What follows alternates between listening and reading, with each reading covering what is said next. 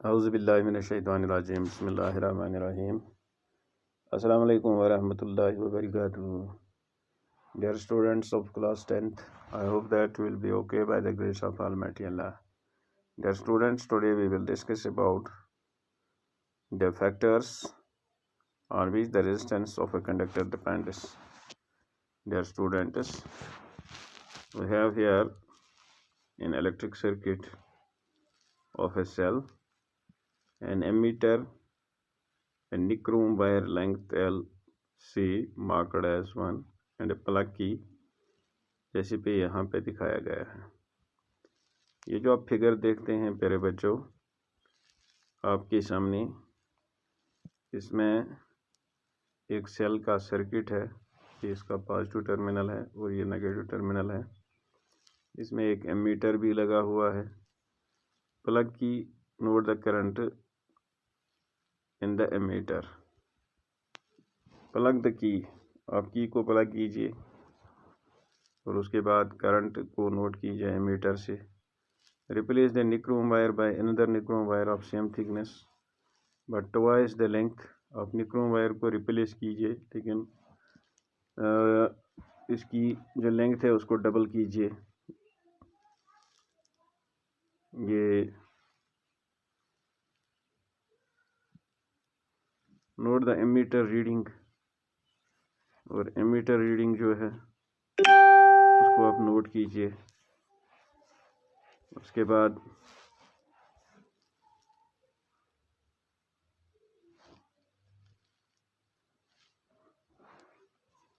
Now replace the wire by thicker nichrome wire, और उसके बाद अब इससे थिक लाइए पहले,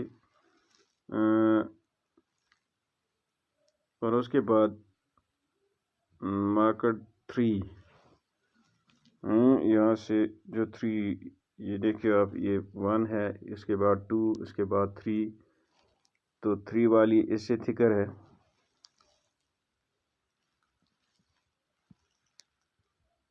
A thicker wire has the larger cross sectional area, इसका क्रॉस सेक्शनल एरिया बड़ा होता है। Again note down the current through the circuit. उसके बाद सर्किट में से जो करंट फ्लो होती है उसको नोट डाउन कीजिए, लिख लीजिए। Instead of taking nichrome wire connect the copper wire. अब आप निक्रोम वायर को मत लीजिए, कॉपर वायर को लीजिए, जैसे कि यहाँ पे 4 में दिखाया गया है, जो 4th लाइन ऊपर दिखती है, इसमें आप वो लिख सकते हैं, देख सकते हैं। तो उसके बाद फिर करंट को नोट कीजिए। Notice the difference in the current in all cases. जो ये सभी केसेस हैं, जैसे केस 1 है, 2, 3, 4, इन सभी केसेस में आप नोटिस कीजिए क्या फ़र्क है करंट में। Does the current depend on the length of the conductor. क्या करंट लेंथ ऑफ कंडक्टर पर डिपेंड करती है, या area of cross section of the wire used, या उस एरिया पे है जो क्रॉस सेक्शन का एरिया है वायर का, उस पे डिपेंड करता है। तो it is observed that the ammeter reading decreases to 1/2 when the length of the wire is doubled. तो यहाँ पे ये देखा जाता है कि जो एमीटर रीडिंग है वो डिक्रीज होती है 1/2 तक जब हम वायर की लेंथ को डबल करते हैं। The ammeter reading is increased when the thicker wire of the same material and of the same length is used in the circuit. जब हम मोटी वायर का इस्तेमाल करते हैं लेकिन लेंथ यही होती है उसकी, और जब हम इसका इस्तेमाल करते हैं तो एमीटर रीडिंग जो है वो बढ़ जाती है। A change in the emitter reading is observed when the wire of different material of the same length and the same area। और चेंज इसमें जो है करंट रीडिंग जो है इसमें चेंज ऑब्जर्व की जाती है जब हम मुख्तलिफ मटेरियल की, डिफरेंट मटेरियल की और एक ही लंबाई की, मटेरियल डिफरेंट, जैसे पहले हमने निक्रोम वायर इस्तेमाल की थी, फिर कॉपर वायर इस्तेमाल की थी। तो निक्रोम वायर और कॉपर वायर चूँकि डिफरेंट मटेरियल्स हैं लेकिन लेंथ इनकी सेम है और एरिया ऑफ क्रॉस सेक्शन भी सेम है, so on applying ohm's law, जब हम इस पर ओहम्स लॉ अप्लाई करते हैं तो हम देखते हैं we observe that resistance of a conductor depends. तो कंडक्टर की जो रेजिस्टेंस है वो किस किस चीज़ पे डिपेंड करती है। एक है ऑन इट्स लेंथ, दूसरा है on the area of cross section, और तीसरा on the nature of the material. So these are the three things, length, area of cross section, और तीसरा है नेचर ऑफ मटेरियल, मटेरियल कौन सा होगा। जैसे पहले वाले में निक्रोम वायर थी और दूसरे में कॉपर वायर थी। तो इन तीन चीज़ों पे जो है resistance of the conductor depends.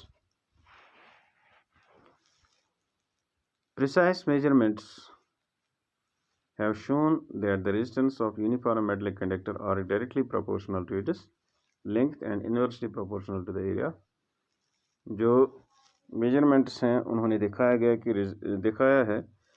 उनमें दिखाया गया है कि जो भी रेजिस्टेंस होती है मेटलिक यूनिफॉर्म मेटलिक कंडक्टर वो उनकी डायरेक्टली प्रोपोर्शनल होती है लेंथ और इनवर्सली प्रोपोर्शनल होते हैं area of cross section, that is R is proportional to this L and R is proportional to 1 by A।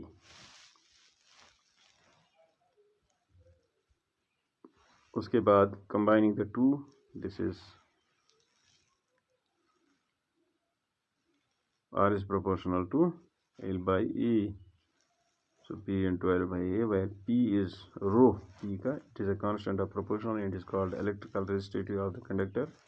The SI unit of resistivity is, इसको ohm कहते हैं, ohm meter. It is characteristic property of the material, the metal and alloys have low resistivity in the range of 10 raised to power minus 8 ohm to 10 raised to power minus 6.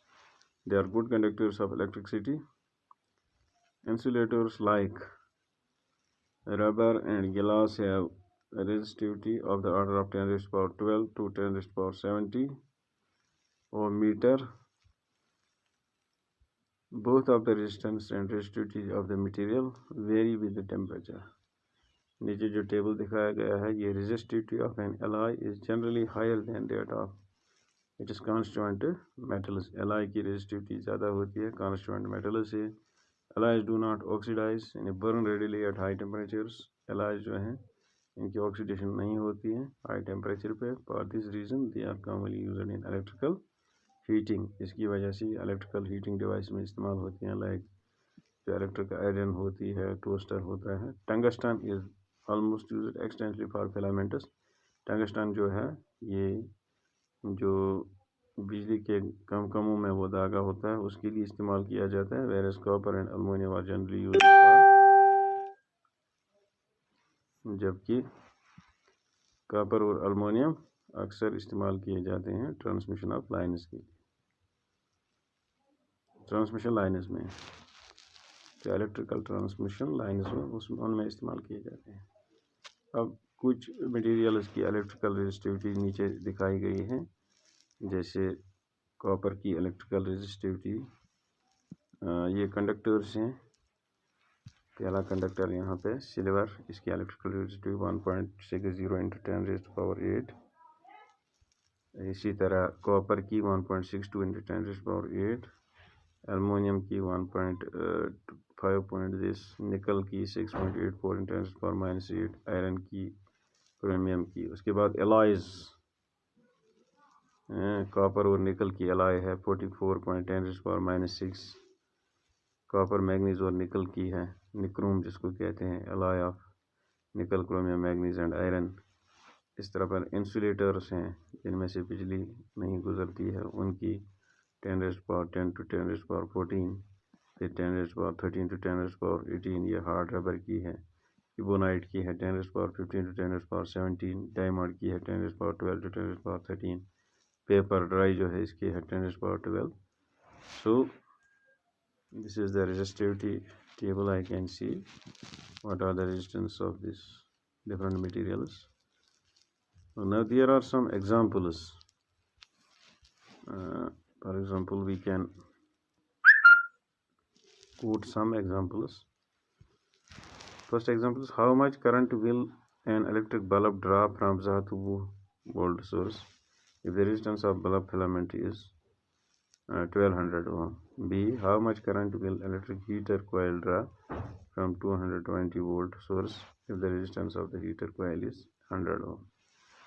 यहाँ पे है कोता current है electric bulb draw कर 220 volt sources में अगर अमिच resistance bulbs filament लगे तमिच रेजिस्टेंस 500 ओम ब्याक कोता करंट है इलेक्ट्रिकल हीटर कॉइल ड्रा कर 220 वोल्ट सोर्स पे अगर अमिच resistance of the heater coil 100 ohm we are given दित यह V 220 R यूता from equation first we have L yuta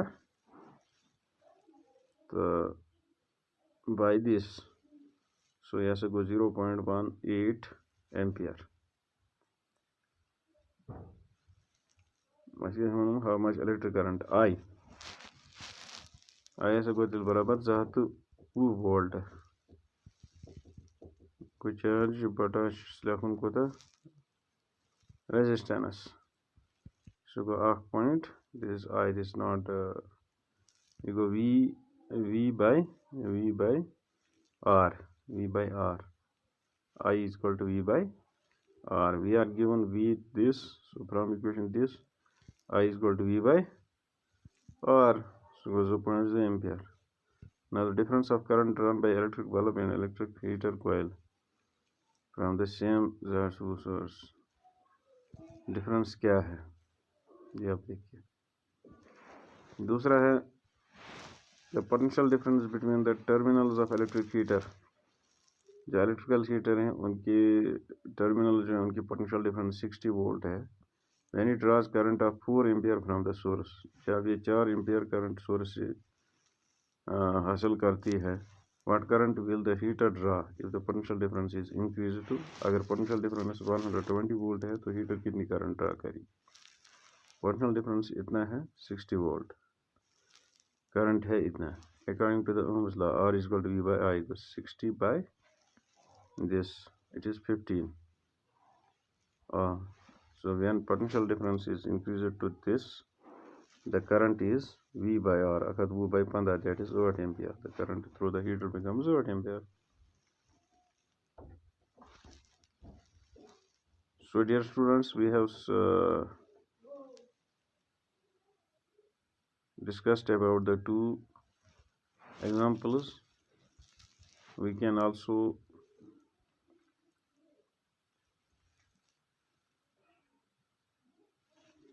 one more example is there. Resistance of a metal wire of length 1 meter is 26 ohm at 20 degrees Celsius. If the diameter of the wire is 0.3 mm, what will be the resistivity of the metal at that temperature? Using table 12.2 predict the material of the wire. Resistance एक metal की दी हुई है, metal wire की 1 metre, जो metal length है इसकी 1 metre और इसकी रेजिस्टेंस 26 ओम है 20 डिग्री दर्जा हरारत पर. अगर डायमीटर इस वायर का 0.3 mm है तो इसकी रेजिस्टिविटी क्या होगी इस टेम्परेचर पे. आपको टेबल का जदवल 12.2 इस्तेमाल करने के बाद इसकी पेशन गोई करनी है कि प्रेडिक्ट द मटेरियल, इस वायर का मटेरियल क्या होगा. तो पहले देखिए बच्चों, हमें दिया हुआ है कि resistance R of the wire that is 26 ओम, उसके बाद जो डायमीटर है दैट इज 0.3 mm, 3 × 10⁻⁴ मीटर. तो उसके बाद लेंथ ऑफ द वायर जो है वो 1 मीटर है. Therefore from equation 12.10 the resistivity given in the metallic wire is, जिसको रो कहते हैं रेजिस्टिविटी, ये है RE divide by L, that is R pi D square divide by 4L. So substituting the values in this equation, P is equal to 1.84 into 10⁻⁻6 ohm meter. The resistivity of the metal at 20 degrees Celsius is this. From this table we see that the resistivity, it is the resistivity of the manganese. तो table से हम देखते हैं ये manganese की resistivity है, therefore the material will be of manganese. So इसी तरह एक और वायर है, ये सारे क्वेश्चन यहाँ पे किए हुए हैं। Wire is given material having length L, एक वायर है गिवन मटेरियल की जिसकी लेंथ L है और area of cross section A है, रेजिस्टेंस इसकी 4 ओम है। What would be the resistance of another wire, अगर दूसरी वायर होगी हैविंग लेंथ जिसकी इसकी हाफ लेंथ है और area of cross section 2 ampere है। तो फॉर द फर्स्ट वायर अगर हम कहेंगे resistance is equal to P into 1/A, that is 4 ohm. Now for the second R2 P into 1/2 2A 1/4,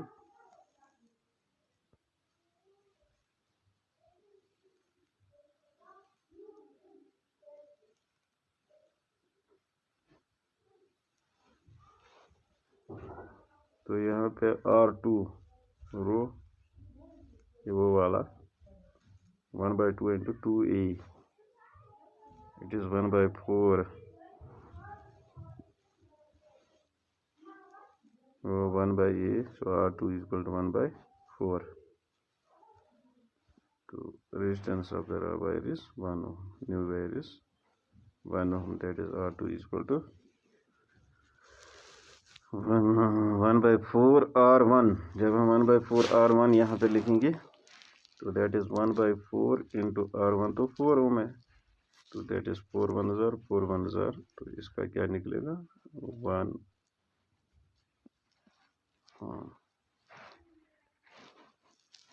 ओम होगा।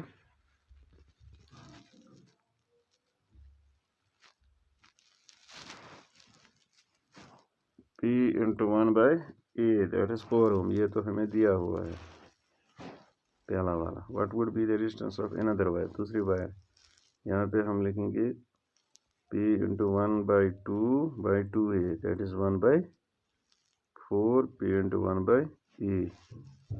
सो P into 1/A जो है ये R है, मीन्स इसके बदले हमें R लिखना है R1 1/4 into R1, तो यहाँ पे इतना जो है ये 4 ओम है, तो ये R1 से जब मल्टीप्लाई करेंगे 4 1 जार 4 1 जार, तो यहाँ पे 1 ओम निकलेगा।